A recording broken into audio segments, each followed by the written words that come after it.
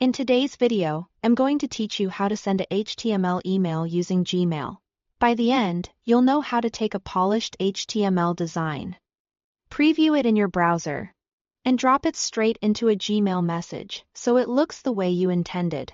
Start by writing your HTML in a plain text editor, such as Notepad on Windows or TextEdit on a Mac set to plain text mode.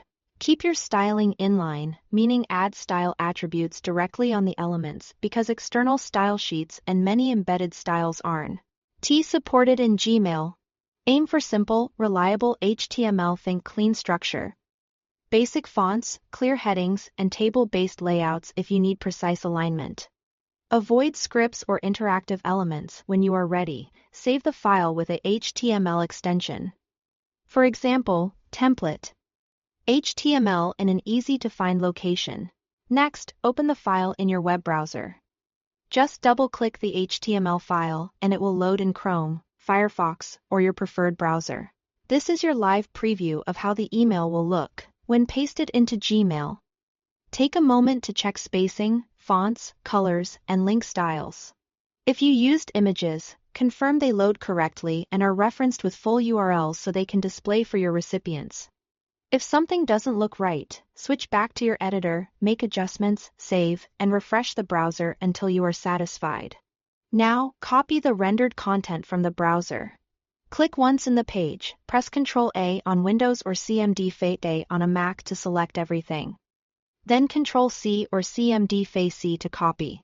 This captures the visual layout and formatting as rich content that Gmail can accept. Open Gmail and click Compose to start a new message. Place your cursor in the body of the email and paste with Ctrl-V or Cmd-F8. You should see your HTML appear with the same formatting you previewed in the browser.